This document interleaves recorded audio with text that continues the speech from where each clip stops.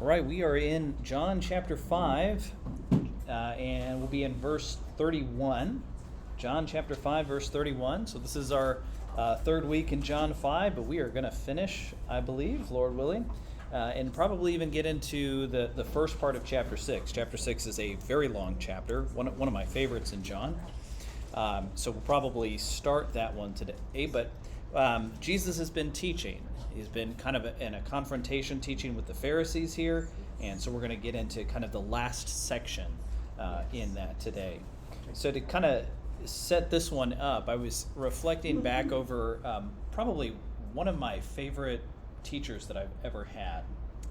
And he did such a good job teaching us some really boring content. I was in a communications law class in college, and so we're reading about court cases and everything, and it could be some dry material. I thought it was fascinating, but this professor had us there, all these college students, and several of them were really squirrely, and started passing notes. Now we were sitting in this U-shaped classroom set up, right? And so this note starts on one end, it gets passed all the way around to the other end, which is very distracting. And it was one guy in the class making fun of one of the girls who was sitting on the other side. And of course our professor intercepted that note and was very embarrassed by the contents, but decided to turn that into a teaching moment because we were actually learning about slander. And so he turned it into a court case, organized us all into like a jury, and we had a judge, and he appointed me as one of the lawyers and appointed somebody else as one of the lawyers, and so it was this whole moment where we got to learn actively based on something that happened in class. So excellent moment. But the point of this story is I was very excited to get into the court cases and start gathering some evidence to start building this case, and so we would win. So I was taking it really seriously because he put this incentive on it, like if you win this court case, you'll get extra credit and all that. What I did not expect is that my opponent would not take it seriously at all.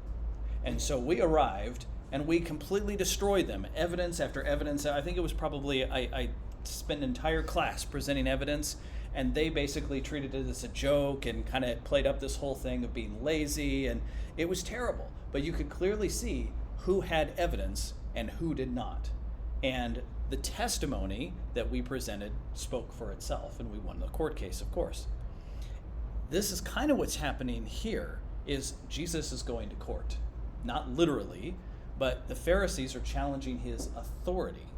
And he brings 4 different testimonies, 4 different pieces of evidence to them about why he has authority. And it is powerful. And in comparison, the Pharisees are left with absolutely nothing. Okay, so, you got to tell us, was the girl embarrassed? Well, she was one of those that it's just like everything would just roll off. She laughed it off, good.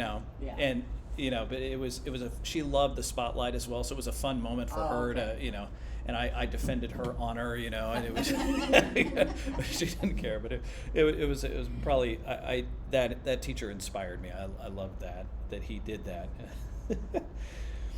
Well, let's go ahead and grab some context for John 5. So if you remember, this whole thing came up with Jesus healing a man on the Sabbath, and he did that deliberately. Just like we saw him in chapter 4 with the woman at the well, where he had a divine appointment. He could have, remember I drew a map on the board, and a lot of people would go around Samaria. Samaria was right in the middle, so we have Galilee up here, we have Samaria in the middle, and down here we have Judea. And most Jews went completely around Samaria. Jesus had a divine appointment, went directly into Samaria, into Sychar. The same thing happens with this man who's been lame for 38 years at this pool. And Jesus comes directly to him and heals him, and it's on the Sabbath day. Not an accident. He's like, whoops, didn't realize it was the Sabbath day. That's going to cause a commotion. This was intentional. So he heals this man on the Sabbath. So this man's carrying the mat around, and the Pharisees confront him in a weird way, not like, whoa, we've noticed you've been lame for 38 years. You're walking? No, they say, why are you carrying your mat on the Sabbath? Wow. Okay.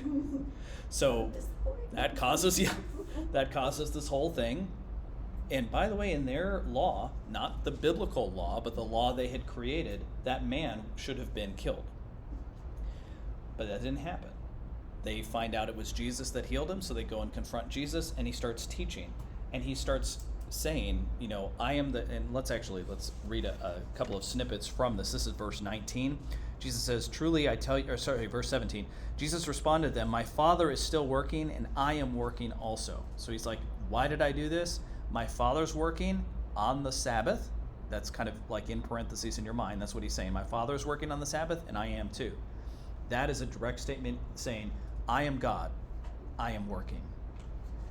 They know that, or we know that that's it, because verse 18, John tells us, this is why the Jews began trying all the more to kill him. Not only was he breaking the Sabbath, but he was also calling God his own Father, making himself equal to God. So if anybody tells you Jesus never claimed to be God, not true. This is what it is. It was very common in those days to say our Father, but my Father means you're equating yourself with God. And that's what we talked about last week, all the ins and outs of that. And Jesus goes through step by step. This is what God is like. He gives life to people. I give life to people. This is what God is like. He judges, and he's given judgment to the Son, and the Son will judge. And we went through all of those. Now he's going to switch just a little bit here, and he's going to start providing some proofs. So in case he's like, I've been telling you all of this stuff, but now in a court case, and even in their law, everything was to be established by 2 to 3 witnesses. He gives 4. Okay? Verse 31. If I testify about myself, my testimony is not true. Right? So generally speaking, like if you're going to testify, you have other witnesses. Okay? Now, of course, Jesus is truth himself, but he's kind of playing to them, right? Like, let me give you some other testimony outside of myself, okay? Elsewhere, he does testify by himself, and that's okay, right? But here, he's just like, let me give you some other testimony. Verse 32, there is another who testifies about me, and I know that the testimony he gives about me is true. You sent messengers to John, so here referring to John the Baptist, and he testified to the truth. Now, do you remember that? What was the question the Pharisees asked him, and how did John respond? So we actually got to see this. Remember that? Let's just flip back there real quick. This is, I believe, John 1.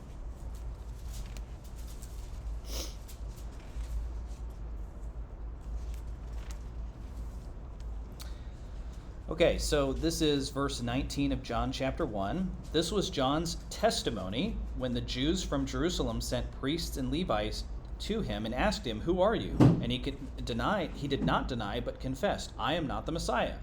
What then? They asked him. Are you Elijah? I am not, he said. Are you the prophet? No, he answered. Who are you then? They asked. We need to give an answer to those who sent us. What can you tell us about yourself? And he said, I am the voice of one crying in the wilderness, make straight the way of the Lord. Just as Isaiah the prophet said. Okay? And now they had been sent from the Pharisees. These are the same people who are confronting Jesus. So they asked him, well, why then do you baptize if you aren't the Messiah, Elijah, or the prophet? I baptize with water, John answered, but someone stands among you, but you don't know him. He is the one coming after me, whose sandal strap I'm not worthy to untie. All this happened in Bethany across the Jordan where John was baptizing. Then we have the next day, he says, look, the Lamb of God. So that's John's testimony, okay? That's what Jesus is referencing there. Let's see here. Verse 35 now. Oh, sorry.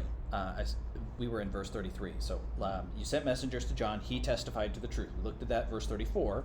I don't receive human testimony, but I say these things so that you may be saved. So what's he talking about there? What is this whole human testimony thing? It seems like a weird statement. We don't have to defend who he is. Yeah. And we're supposed to tell people who he is. Or that's not to justify what he is. Right. So he's giving them this first piece of evidence, but he's like, but I don't need human testimony. I'm giving this to you. You need this testimony. But it's not sufficient. John the Baptist by himself is not a sufficient testimony or piece of evidence, okay? For a couple of reasons. Number one, he's a man, and a man testifying about God is insufficient. Okay, we need something stronger than that. Number two, we need 2 to 3 witnesses by law, so he has to provide at least one more. He's going to provide 3. Okay, let's just list these as well as we go through here.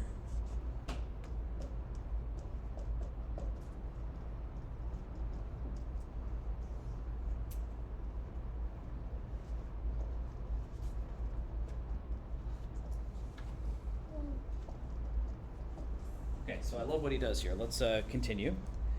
John was a burning and shining lamp, and you were willing to rejoice a little while in his light.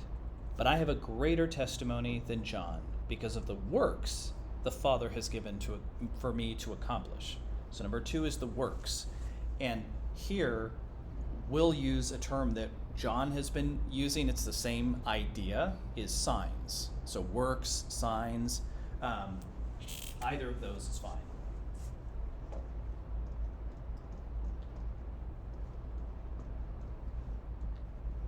His works include the signs, but it's also his teaching ministry, the things that he does day in and day out, all of those things. Even at the end of the book, John says, hey, if I wrote down everything that Jesus did, we wouldn't have enough paper in the world. But those are the works that speak as well.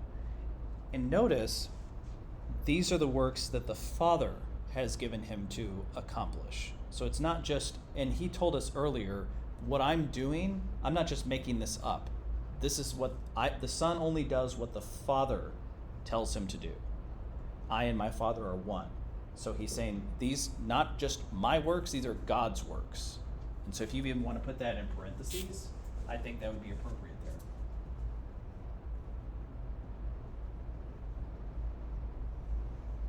And I think that was kind of the biggest problem, one of the biggest problems the Pharisees had to deal with, is that they saw these miracles that Jesus was doing. I mean, even Nicodemus in chapter 3 comes to him and says, we know that God is with you, because no one can do these things that you're doing unless God is with you, right? Like, they've seen that testimony, and Jesus even traps them in that a number of times as well later on, which we'll get to. And so they couldn't deny that God was definitely doing something. And he's like, look at those works. These are the Father's works, okay? All right, let's continue here. We're in the middle of verse 36. These very works I am doing testify about me that the Father has sent me. Verse 37. The Father who sent me has himself testified about me. You've not heard his voice at any time, and you haven't seen his form. You don't have his word residing in you. Just imagine the Pharisees' reaction to this, by the way. Use your imagination here, because he's talking directly to them. Wow, like, you don't have the word of God in you? Like, these are the Pharisees, okay? Because you don't believe the one he sent you. You pore over the scriptures because you think you have eternal life in them, and yet they testify about me, but you are not willing to come to me so that you may have life. So in this section here, we actually have the last two. Did you pick up on what those are? The scriptures. Scriptures, yep, that's the last one. The other one is kind of subtle. I missed this one. What? The Father. Testified. Yeah. 37. The Father who has sent me himself testified. So this is interesting because I've read over this like many times and missed this.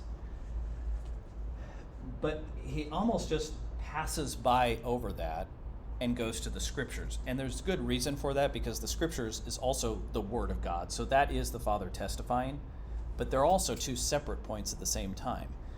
Where do we see the Father testifying about Jesus?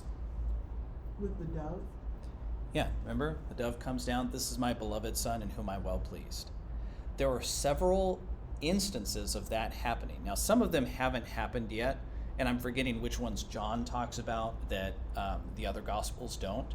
But there's one other one that we can mention right now is on the Mount of Transfiguration. Now, that's not to everybody, but that's another moment, where Peter kind of goes a little bit, off the rails by saying, you know what, let's set up tents, and we can have a tent for Elijah and one for Moses and one for you. And then this voice speaks from heaven, this cloud, and it's this really intense, scary moment. And the Father says, this is my Son, listen to him. Okay?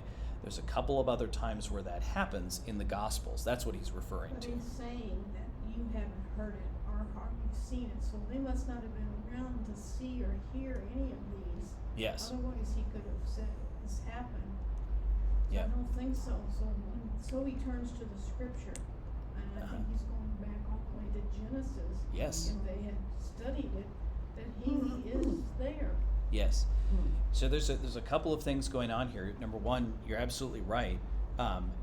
They should have heard through the scriptures. That's the Father testifying to them.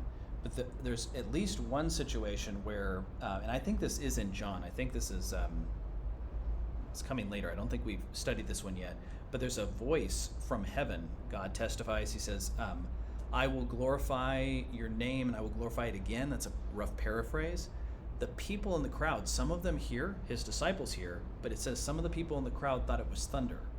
And that's John's way of showing, like, you can hear the shepherd's voice if you believe, but if you don't, you can't. And so I think maybe the Pharisees, maybe some of them were there, maybe some of them weren't, but they couldn't hear.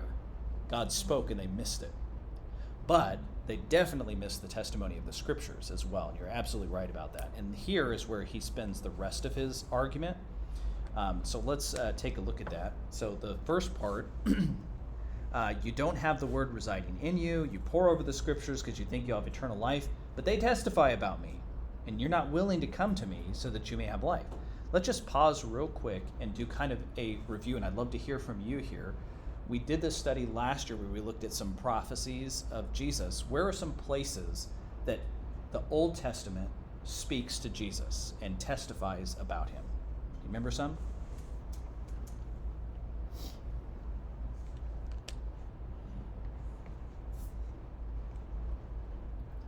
All the prophecies spoke to Jesus coming. Yeah, lots of prophecies.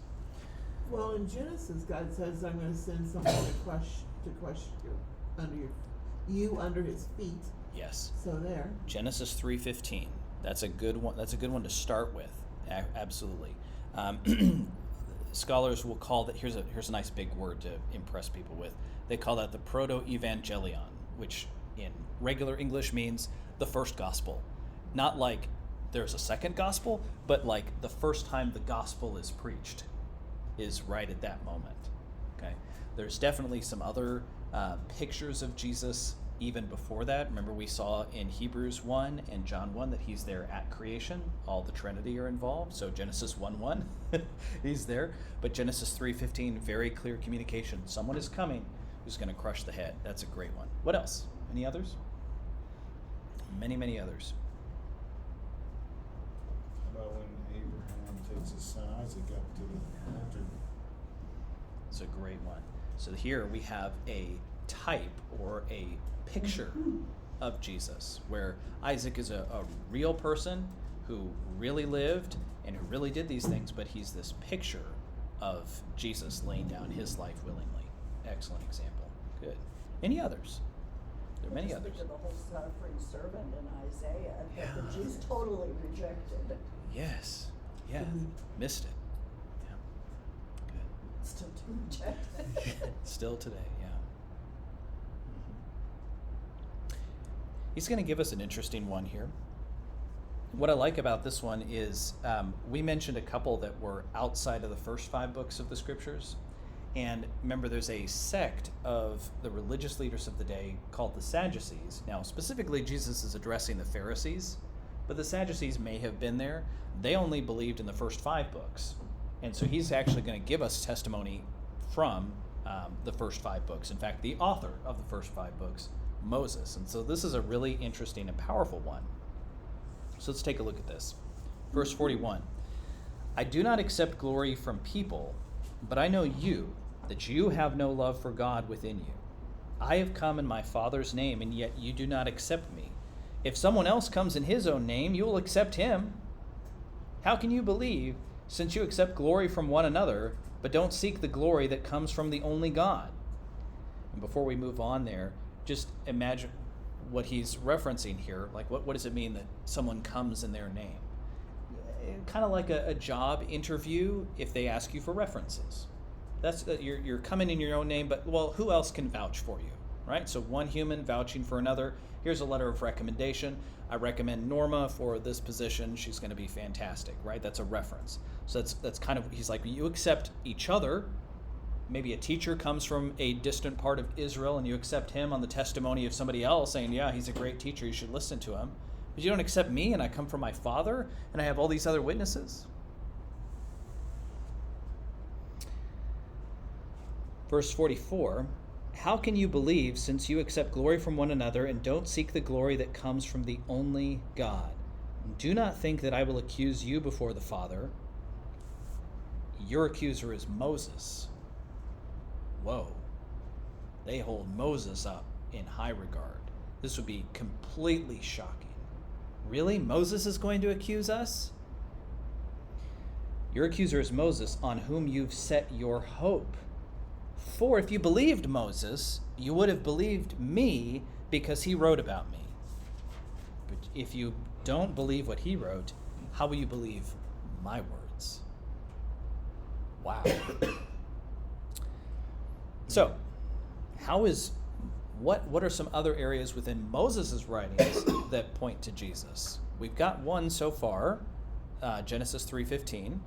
Okay, Moses wrote the first 5 books. Noah was going to be a savior of the world. Yeah, Noah is a great example, a picture of someone who is bringing a small group of people into deliverance from judgment of God. Very good picture. Yep. Good. Any others?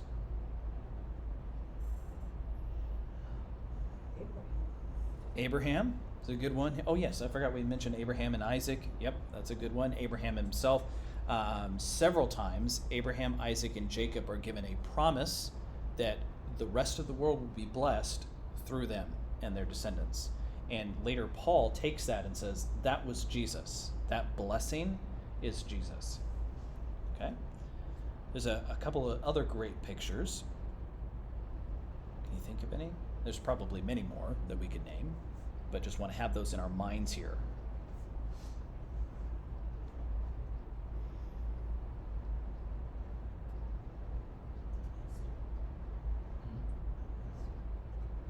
Well,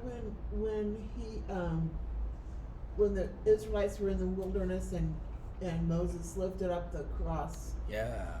to with the serpent to save them from the snake bites. Right. That's an excellent one right there.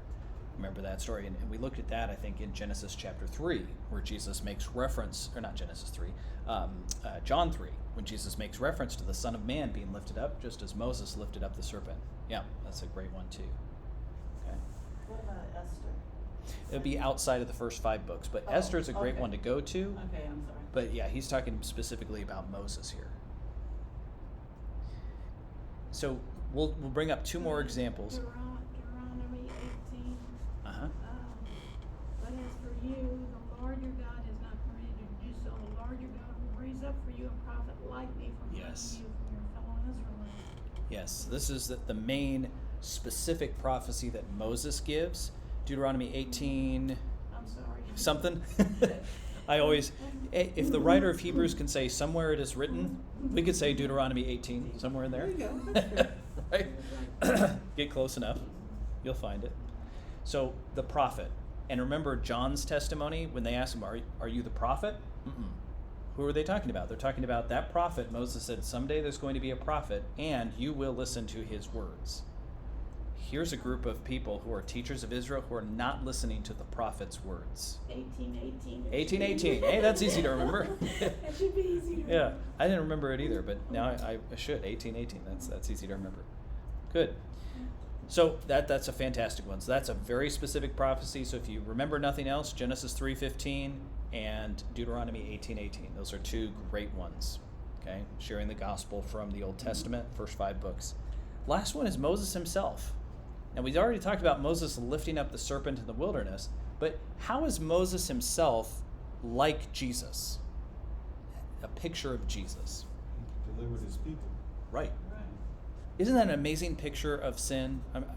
Right? It's just the people are captive for 400 years in Egypt. They can't do anything about it.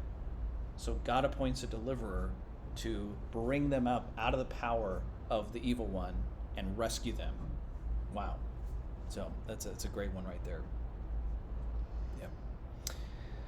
If you study Matthew, there's a another great comparison where Jesus, Matthew chapter 5, Jesus goes up onto a mountain and he begins to teach the people, and he begins with the law of Moses and says, "You have heard that it was said by men of old, you shall, but I tell you," what he's doing there is he's enacting Moses going up onto the mountain and coming down with the law, except this time he is fulfilling the law.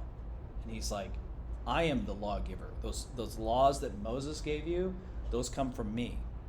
And now let's go deeper into those. And so that's another great comparison between the two. But that's Matthew. So we're in John 5, not Matthew 5. But anyway. Good stuff. Okay. So that's basically the overview of what he's talking about with these 4 testimonies here. Anything else, any questions that you have, or any other insights you have on the end of John 5 here?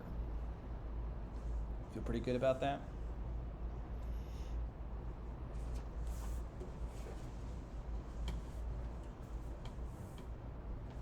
Did the Pharisees accept the 4 testimonies? That's a good question. What he doesn't do, John doesn't really tell us at the end of the story what happens. He does, however, foreshadow it. If you go back to verse 18, this is why the Jews began trying all the more to kill him. So that tense there, what he's saying is he's like, I'm going to give you a glimpse into the future of what is going to be happening. So we know this doesn't end well because they began trying to kill him. Because not only was he breaking the Sabbath, but he was calling himself equal to the Father. And so they heard this testimony. So John is kind of telling us in advance what's going to happen. So no, they don't accept the testimony. Once they heard him claim that he was equal to the Father, nothing else that he said or did ever mattered. Right. Yeah. That was their line. They were going to try and kill him. Yep. Because their whole work was the law. Yes. And that's why they even added to the law. Yep. Everything was specific. And so it was like a structure of religion instead of actually listening to what God's whole thought was. Mm-hmm. Mm-hmm. Yeah, if you take away all those little rules of the law, you do take away them. Yeah. So they missed it completely. The law was supposed to bring them into a relationship with God in a very similar relationship to what we have now, where they were looking forward to the Messiah, so they were believing in the Messiah ahead of time, and now we're believing in the Messiah who came. So it's just a moment in time, right? But then they were like, well, we've got to do these things. And so let's not make that same mistake. It's so easy for us, too, to do church instead of have a relationship with the one that church is about. And then through him, we do church, right? That's where the heart is too proud Yeah. to accept. They like their power. Yeah, very true. These are rules they made to carry the mat. That's right. They're not what God said. Yeah. Because he even confronts them and say, you would help a donkey or Yeah. get out of it with stuff, Yes. but it's not okay to heal a man. And it's good to remember that Jesus is not, and he tells us this again in Matthew, he did not come to abolish the law and the prophets. He came to fulfill them. He's also dismantling their false system. So you have to remember, right, the law is good. It was a tutor designed to bring us to Christ, Paul says in Galatians. It identifies when we sin. Yes, yeah, it points out sin in our But lives. the law also, to me, helps man be able to live with man. Yes, and I believe Paul talks about that in Romans. That's it. Yes, that's very true. And so the law is good, but what they had is they had corrupted the system. They made it about power. They made it about look at me, right? Those kind of things, instead of about God himself. And just to kind of push this further, this word testimony is really important. Like it's even related to like what we call the scriptures, the Old Testament and the New Testament. That's really the same. These are witnesses of God, right? Now, testament in that context also means covenant, which pushes it even deeper. Not only do they tell us about God, but they're about God's relationship. They tell us about God's relationship with his people, and his relationship in the Old Testament is slightly different than his relationship in the New Testament. But it doesn't remove the old. We're not saying, okay, forget about all the old stuff. No, it builds on top of that, and so we need to understand both.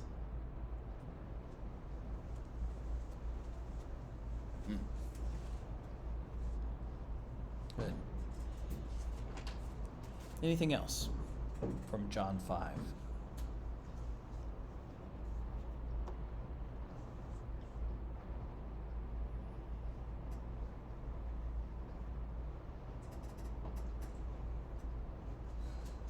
Definitely some good insights here. Well, let's move into John 6. We'll handle a little bit of this one here since this is a very big one. So we have this testimony that he's provided, and let me just remind us about a couple of things about what John is doing. Remember, we said at the beginning, John is presenting 7 signs to us.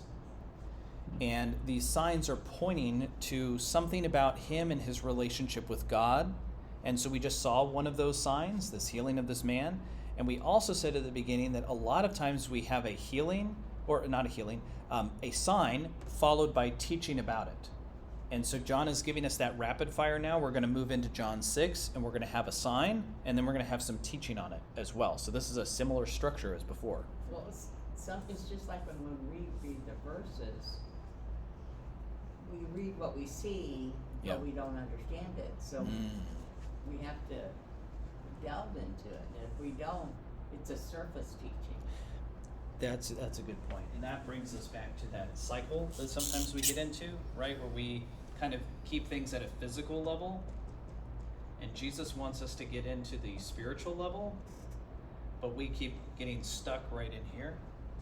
And we saw that with Nicodemus. Jesus says, "You must be born again." He's like, how does that work physically? And Jesus keeps leading him spiritually. The woman at the well, I'm the water of life.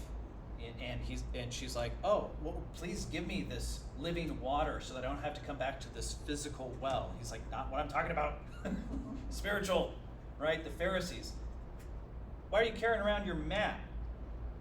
"Because the author of life healed me."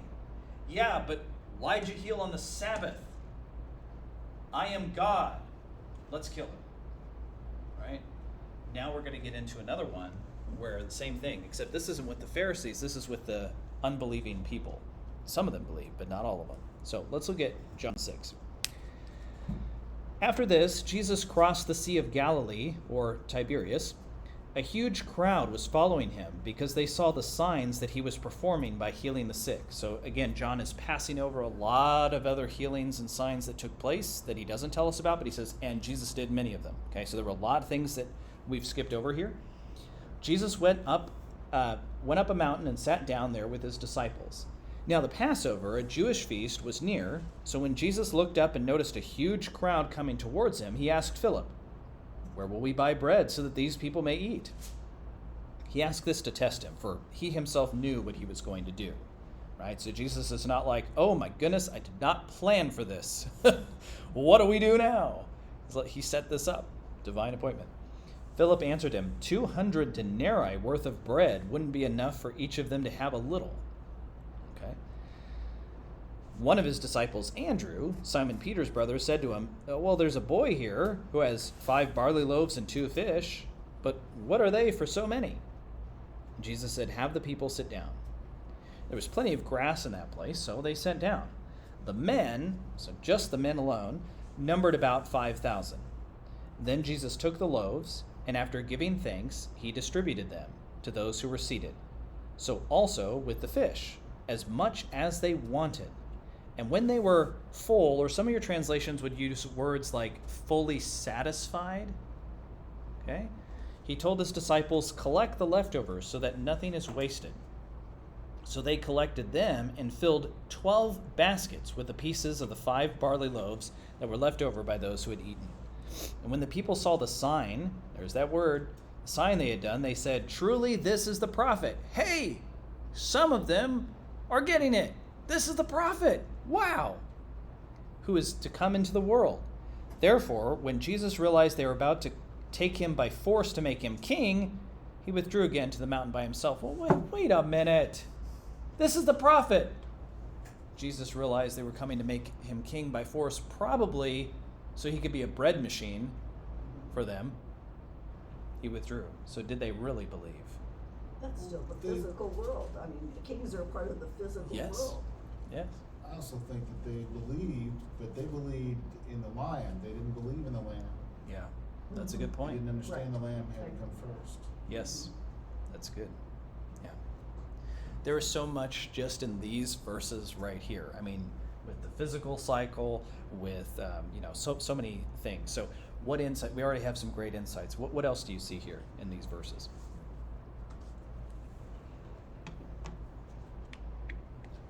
Well, even the disciples didn't trust him for feeding the 5,000, Yeah. even though they had seen what he could do with the healing. Cause Mhm. it's like, I haven't seen him do this, so how do I know he can? Yeah. What is Well, it? what's the deal about the waste? Why didn't they have?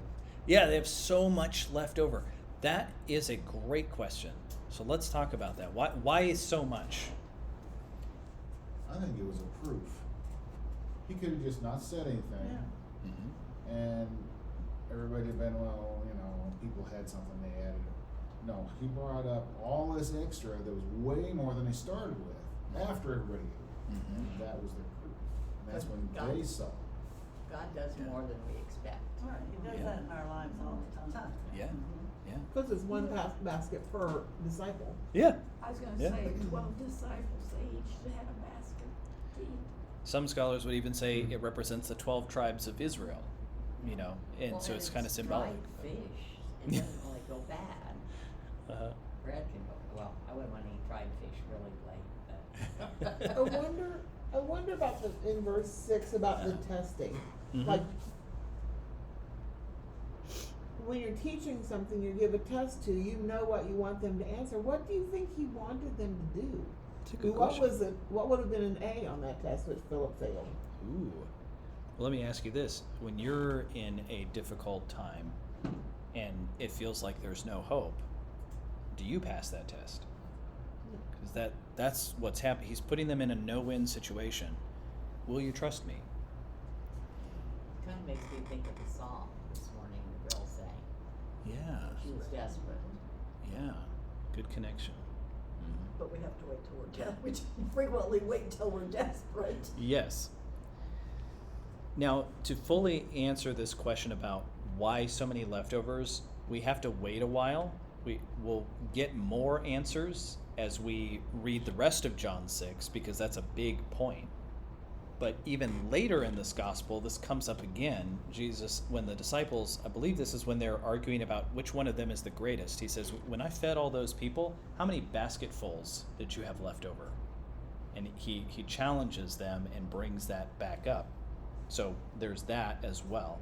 But we're going to be waiting a while. So let's try to answer that question now, preliminary, and then we'll come back and revisit it later as we get some more context. So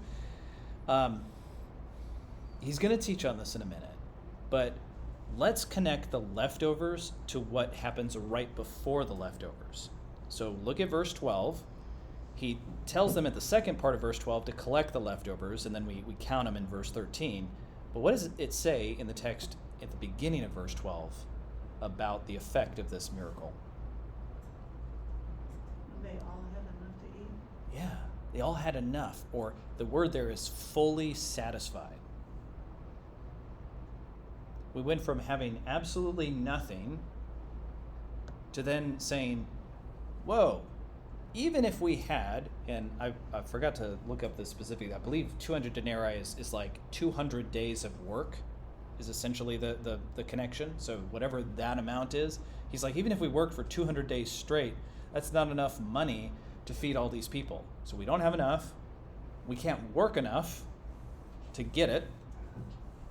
Now we have some, but that's not enough. Here's 5 loaves and 2 fish, but that's not enough. Jesus provided enough. Jesus provided more than enough. So let's get a spiritual connection from that. Because this is not just like about the physical leftovers. He wants us to get a spirit. Yes, there was physical filling and more than enough. There were leftovers that they could eat later. But what's the spiritual connection for us today?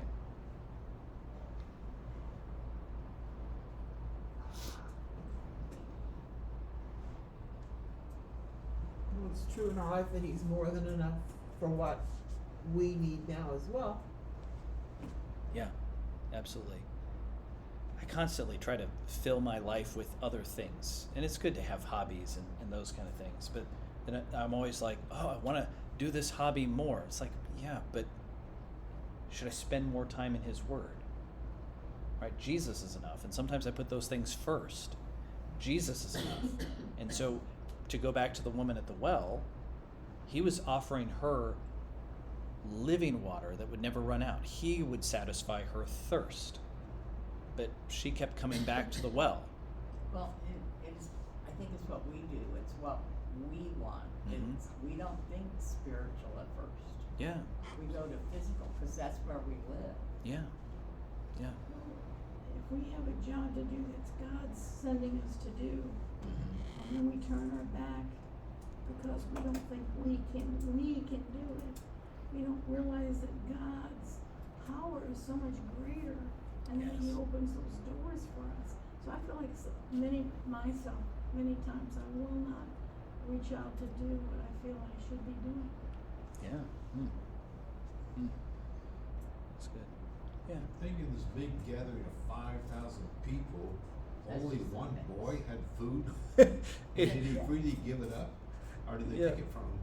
That's a good question. It seems like if you read, so this is the only miracle that all four Gospels have in common, which is really interesting. But it does seem like He willingly gives it. We don't have all the details there, but it seems like He willingly gives it. But it is, I've always wondered that. I'm like, what did the rest of you just not think to bring food? But if Well, you read a non-believer, if you read it, they say as they pass, people shared. And it wasn't a miracle from God, that they shared and it just shared. became more. Yeah. So it depends on how you read, from other people. I believe it was a miracle. Yeah, I mean, so I've heard people say that too, that there's a movement that will take all of the miracles in the, and you gotta, by the way, be careful about some of your commentaries will do this too. I had a Bible when I was in, I think it was one of the ones that somebody gave me in high school. I was reading through it, and it was taking some of the miracles that Moses did, and it was giving physical explanations for it. Now, I'm fine with that if it's God that's doing that, but then when you take God out and we're like, well, it wasn't the Red Sea, it wasn't the river turning to blood, it was this red sediment that was flowing through. It's like, no, it says it turned to blood. Yeah. So let's keep that, okay? Now, could God have used something physical to do that? Sure, yes.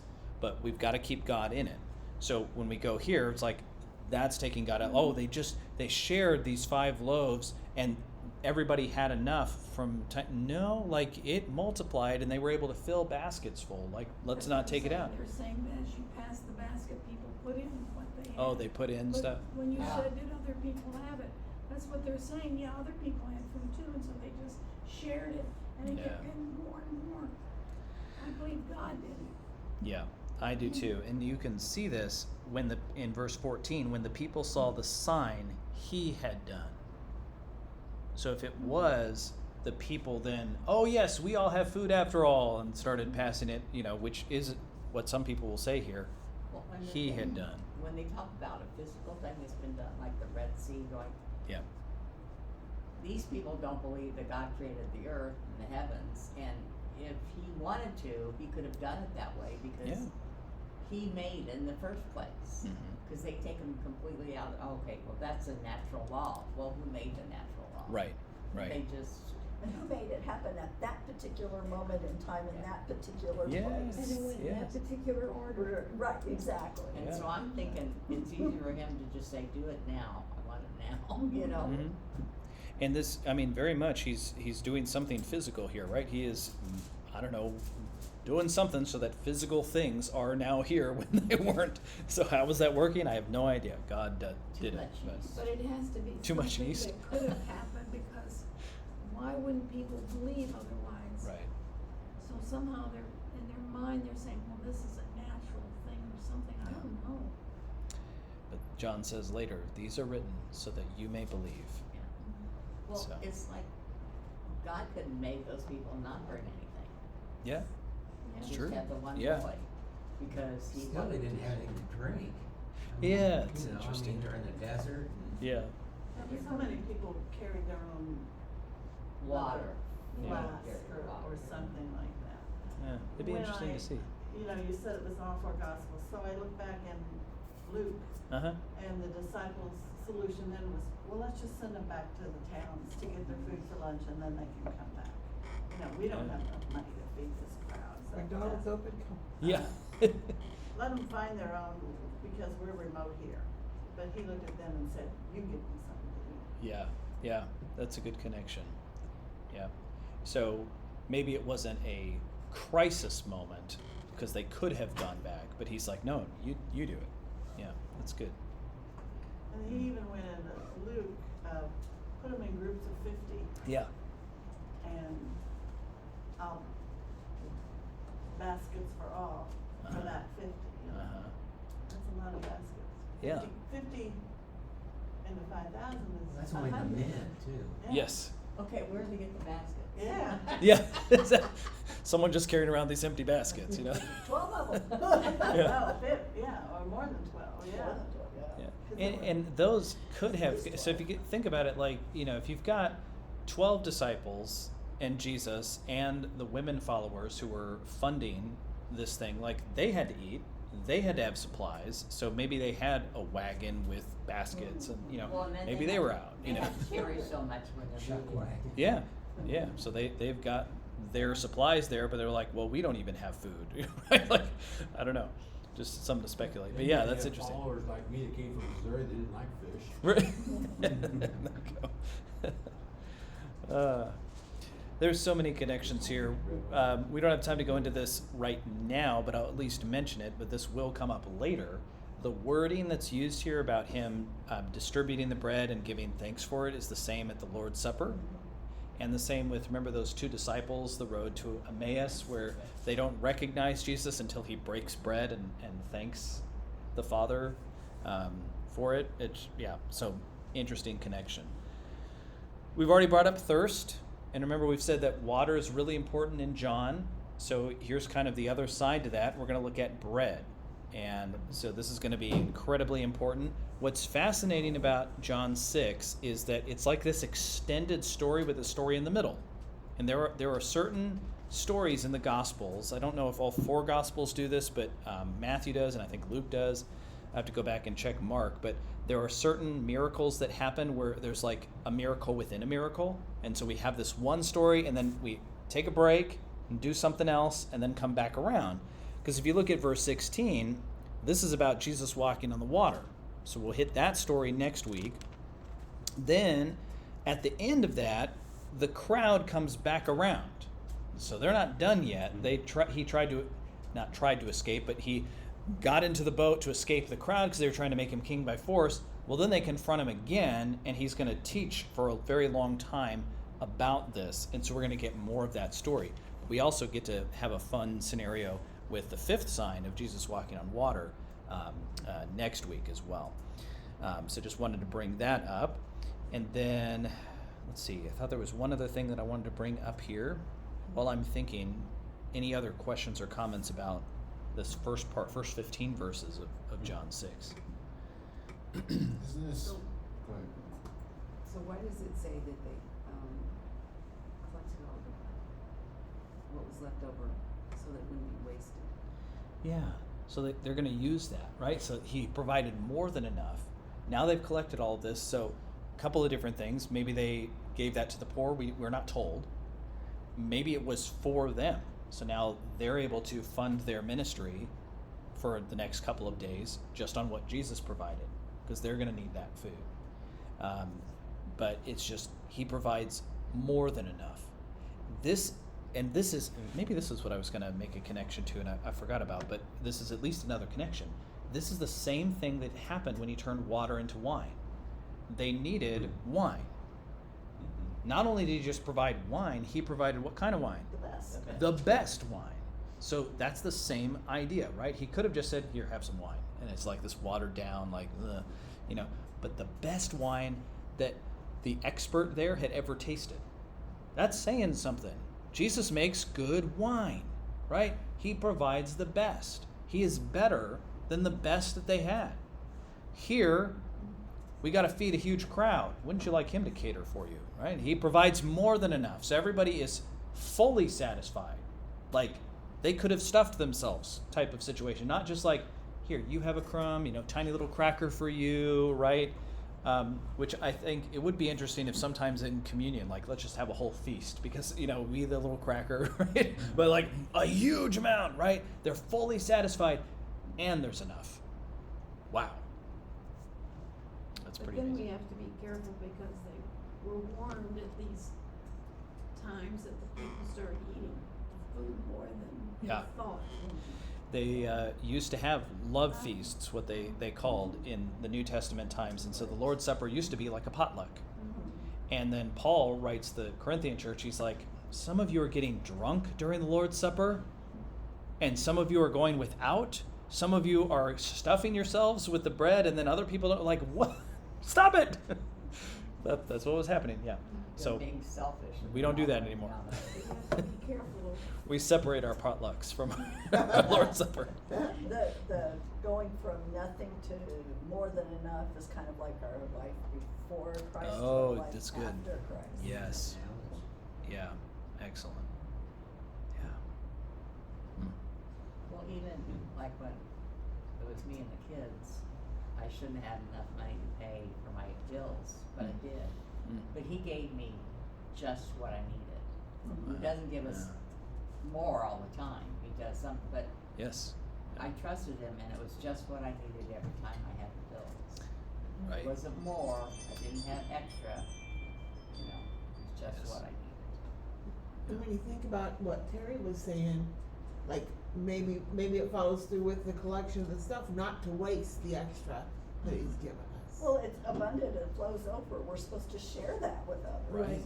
When Right. you think about the feed, when they were in the, he told them, don't pick up more than you need in the Yeah, desert. Oh, Yeah. yes. It all rotted, Yes. except for Sundays. Yes, that's a great connection. Yes. And he's going to bring that back for them in the rest of John 6. He's going to so this is another connection to Moses. We got introduced to it in 5. He's like, Moses wrote about me. Where else? Remember the manna in the wilderness? The bread from heaven? He's going to talk about that later. So that's an excellent connection. I think it would, and it tasted better than anything, but yet Yes. they got tired of it. Yeah, because they were just thinking about their physical and not, we're literally eating food from heaven. Wow.